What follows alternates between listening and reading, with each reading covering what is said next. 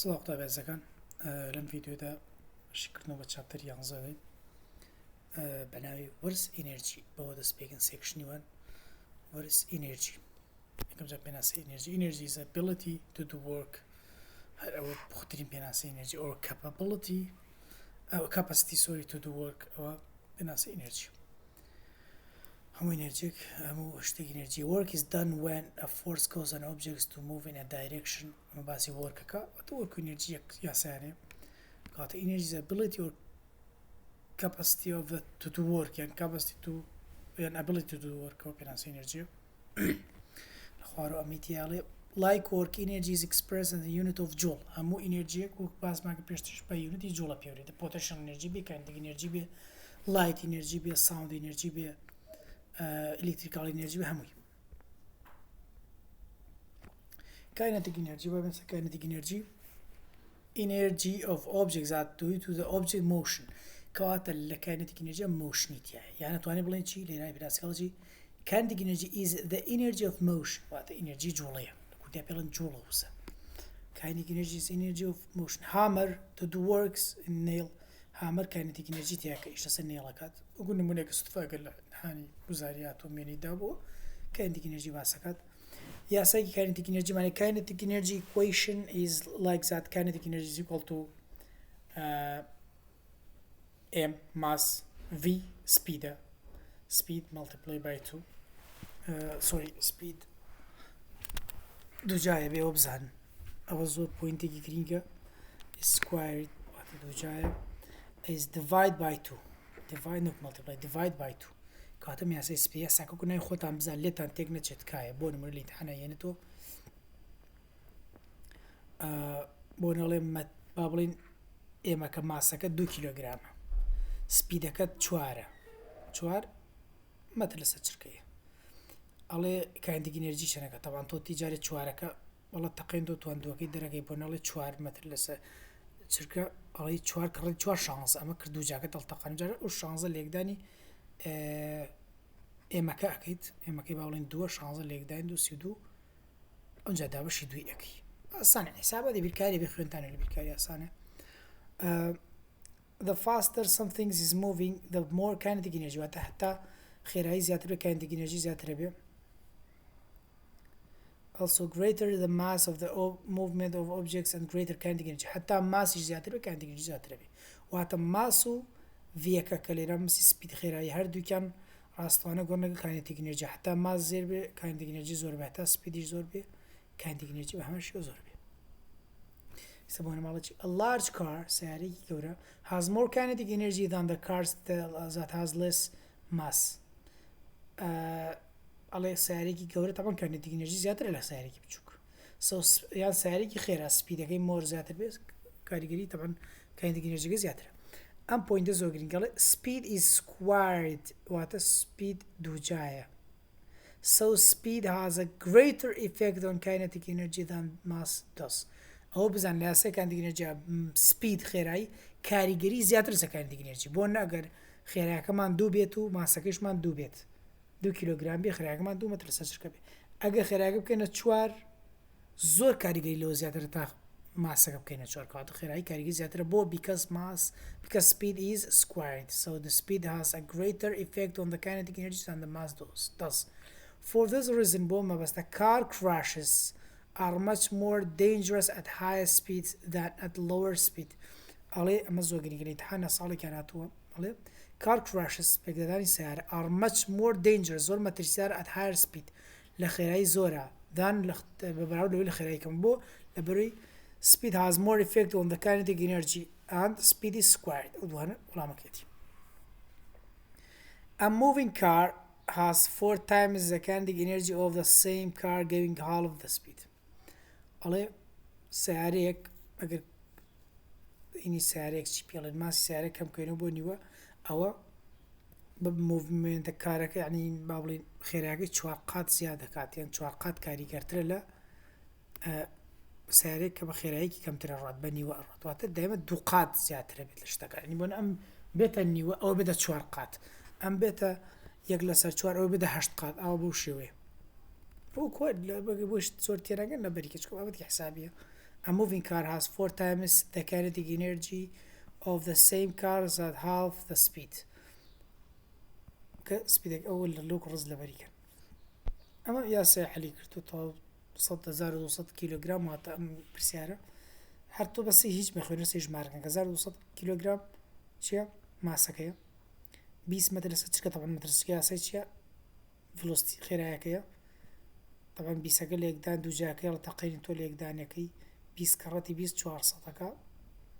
400 دوای اینجا دوای لێکدانی ماسەکەیەکی دابش دوێکی تۆش علمێکی يعني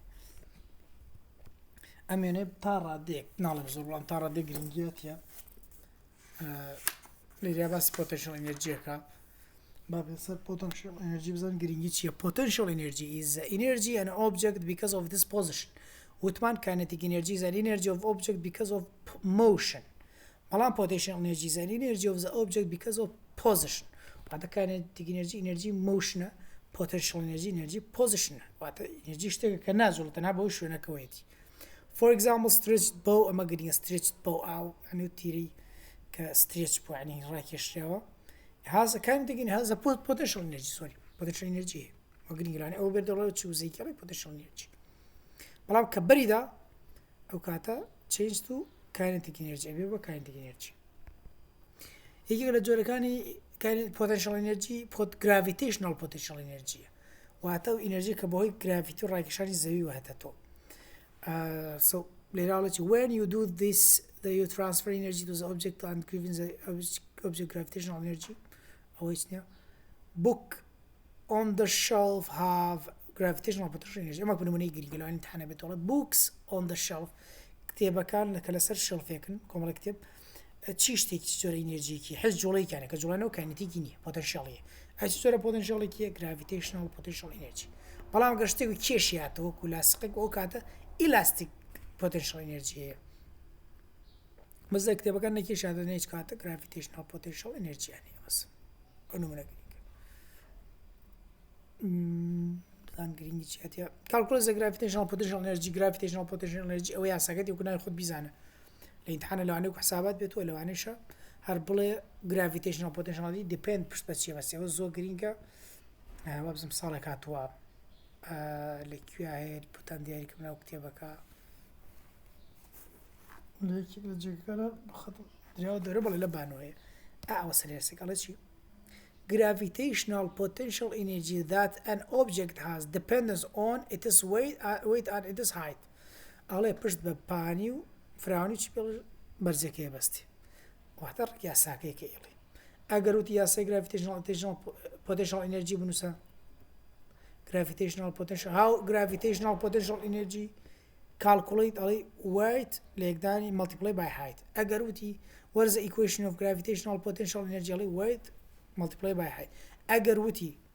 gravitational potential energy is dependent on بۆ شای ئەڵێ weight لە یەکدانی height weight و height طبعا gravitational potential energy لەبەرەی جۆرێکی ئینەرژی توان هەموو جۆرەکان ئینەرژی یاساکان یەکەکان چی یونتەکە جوڵە یانە توان بڵێ NM جوڵ NM یەکسان هەر لە وەرکیشە باسماکە NM یەکسانە بە جوڵ توان بڵێ یەکەکە NM نیوتن لەسەر نیوتن لە یەکدان مەتر یان توانی بڵێ جوڵ.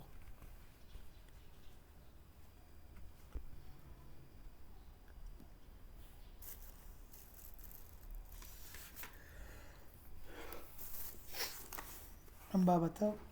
ئەمەی خوارەوە ڕزەکەی خوارەوەی گرینگەڵێ تقریبا وەکو تێگەشتن گەلی تێبگەن گرنگی خوای دێ بەڵام تۆزێک زۆرە باشکردنەوەی بە بۆ ڤیدیۆ ئەڵێ gravitational potential energy depends on your point of view ئەڵێ بۆ پوینتە حسێوە کە تۆ سەیریەکەی so the higher you use to calculate gravitational potential energy is measure how far an object are far ئەو یاسای کە تۆ بە gravitational potential energy بەکارتێنی بریتی نییە لە کێشەکەی بەتەنها بریتە لە مێژەری پێوانەی how far an object has to fall چەندی ئەو ئۆبجێکتە دوورە لە کەوتنەوە بەی درێژە حسێبە های بەرزی حسێبە کەواتە تا چەندێ بەرز بێ لە کەوتنەوە کارگیری سەر یاساکەیکە.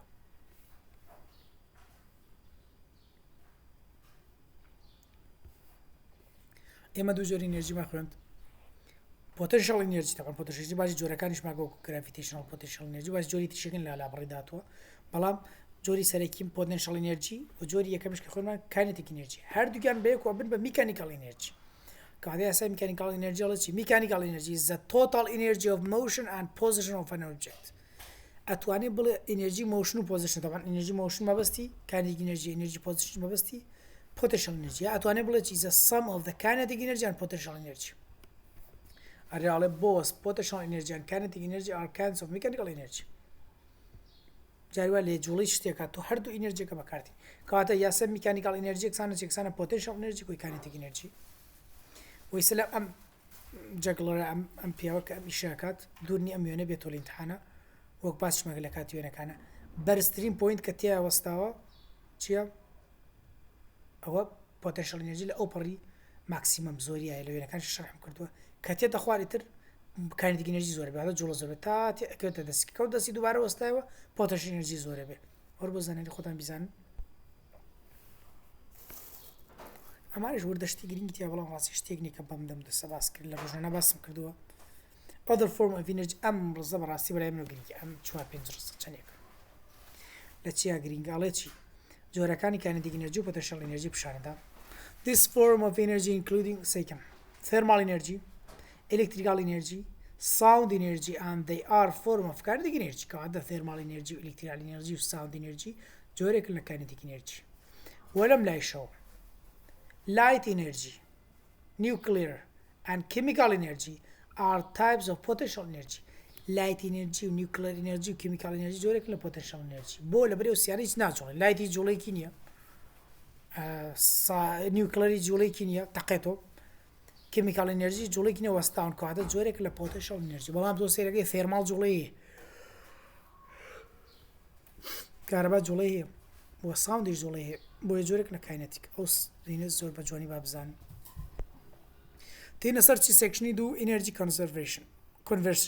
sorry الله چی پناسه is change from one form to another forms of energy هذا جوری انرژی برابر جوری کتر بلا انرژی conversion kinetic energy and potential energy باس کراوا is change to each other دورن بوی کری شتی تو تیانی برام اوی کبلامو گرینگ راسی میونیه ام دو یعنی سوری باجای برسه elastic potential energy جوری گیتر ل potential energy ما چند جور potential energy مانه بونه light energy جوری کل potential energy وانیا باله nuclear energy and chemical energy is another type of energy potential energy وانش جوری کن potential energy ما چوار اما سه gravitational potential energy كاسي تابدي خوي اوش جوري كره potential energy وجوري تر potential energy معنی elastic potential energy كاتشت كيشتي تو لو كاتا كيش اورد تا كيشتي دو اوسي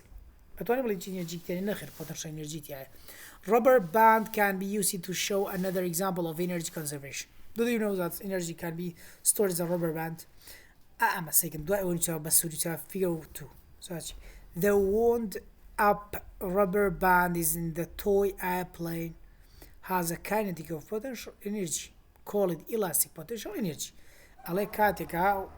شو قدامي تاركا والصورة دي بقولنا كا بربي مسوي عجولوبكا كاتي wound up rubber يكي بانديكي او كاتا اما جوري كلا potential energy جوري كدي جوري elastic potential energy green كويك او من على اسمري جولينت او جوري كلا potential elastic potential energy green لانه من بيتو بيجا وينتش يحصل مني هر بد نوسين بلاي وابزا ما توصل على هلا بلاي wound up rubber bands in toy airplanes is an example of what of potential energy elastic potential energy when the rubber band is let go كاد rubber band كبردك بروانة كسرخة story energy become a kinetic energy أكثر بقى kinetic energy بس كذا جوا وأميرج جرين راسي وين أملا وين ده سجب أم خليس كندا أو بري سروي كشت توبي إشاكا برز بوتك برستين خال لبرزتي خال أبو ماي تن بش يجي شركة أوستي يعني يقدو شركة أوستي أول شيء بيقولن على when the skateboarder reaches the top of the half pipe his potential energy is a maximum potential energy قل أو بري maximum greatest برسترينا بلا كاتي دسكاتات نخوار وكاتا كانت جنيتشا كيلا برسترينايا ئەمە باسی رابر باند دەکات چۆنە چییە conservation involving chemical energy chemical energy زۆر گرنگە تکایە ئەمە لە ئیمتحانە ساڵێک شاتۆڵێ chemical energy comes from the food you eat chemical energy لەو خواردنانەوە کە تێتە جەستیتەوە your body uses chemical energy to function جەستیتەوە بەکارێنێ بۆ کار و ئیش کەواتە chemical energy لە خواردنەوە تێ ئەمە یەک دووهەم کە زۆر گرنگە تەبەن لە برێکفاست لە خواردن تێ خواردنێکی تر بێ ئەوەی کە زۆر گرنگی کە باسی kinetic energy لێراڵە chemical energy لەم وێنەی ئەم دوو لەعبە ئەم دوو یاریزانەڵە چی chemical energy of a food is converted into kinetic energy or thermal energy it is converted to thermal energy کەواتە لە کاتی exercise لە کاتی function جوڵا chemical energy جەستەت ئەبێ بە kinetic energy یان توانی بڵێ ئەبێ بە thermal energy مە گرنگە لە ئیمتحانە لەوانەیە بێتەوە بڵێ when you do exercise یا ئەڵێ when you بۆن active تۆ کاتێک چالاکیان when you do function کاتۆ ئیشێکەی your body's chemical energy just that is changed to بۆشای چ جۆرە ئینەرژی ئەتوانێت بڵێ kinetic energy ئەتوانێت بڵێ thermal energy why energy conversions are important بۆچی گرینگە بەعام باسێکە بەڵام ئەوەی کە گرینگە electrical energy self dry hairs ئەمە گرینگە قوتابێزەکان ئاڵێ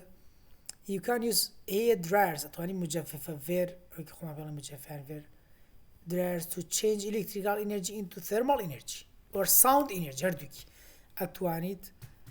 مجفف بوشکەرەوە فێر هەرشتێکی پێڵێن کە لە ئەم لاپەڕێ دوای باسیەکەین دووبارە بەکاربێنی کە electrical energy وزەی کارەبایە گۆڕێ بە وزەی گەرمی یان وزەی دەنگ وزەی گەرمی یان وزەی دەنگ کاتە مجففە فێر وزەی کارەبایی ئەگۆڕێ بۆ وزەی گەرمی یان دەنگ واتار دەنگەکە نیە گەرمیشی لەگەڵایە conversion involving electrical energy طبعا وەرباسی وەکە ئەم خشتەیە بەلامەوە زۆر گرنگکە لە بابەتی وێنەکانی شەشاحم کردووە ئەمە alarm clock electrical energy ئەگۆڕێ بۆ sound energy باتری لە باتریە chemical energy ئەگۆڕێ بۆ electrical energy light bulb electrical energy ئەگۆڕێ بۆ light و thermal energy blender واتە عسارە electrical energy ئەگۆڕێ بۆ kinetic energy واتە بۆ جوڵە و sound energy بۆ دەنگ ئەمە وتمان مجففەکەیە کەسێکی لە دوو شوێنامەژەی بدە لێراڵێ electrical energy in the hair dryers is converted to kinetic energy بەڵام لەم ناڵێ electrical energy is also converted to thermal energy گۆڕێ بۆ thermal energy وەلێراڵێ you can hear the sound energy واتە گۆڕێ بۆ sound توانی بڵێ kinetic توانی بڵێ thermal توانی بڵێ sound هەرسێکی بێگۆ بەخۆی kinetic sound و thermal جۆرێکن لە kinetic section سێ و کۆتا section conservation of energy پاراستنی energy طبعا friction معنی friction زۆر گرنگەڵێ is a force that opposes motion between two surfaces that are touch طبعا ئەمە پێناسی friction بێ بزانن ئەم وێنەیە بزانن کە هەرچەنە من پەیامی ئەم وێنەیە لەگەڵ پەیامی ئەوەی جەگڵارەکە شتەکە کە ئاسمان و لەگەڵ زۆر شتەکان یەک شتەوی ژۆسانێکە لە بەرزترین خاڵە PEPE مەبەستی potential energy is greatest is in the maximum in the top of the first hill لە ئەوپەڕی بەرزیایە بەڵام کاتێک تێتە خوارەوە ئەڵێ kinetic energy the bottom of the first hill is less than the PEPE energy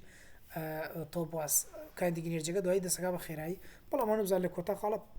potential energy بەرزترینە energy is conserved within the closed system closed system مەبەستی جیازی ئامێرێک کە زۆرترین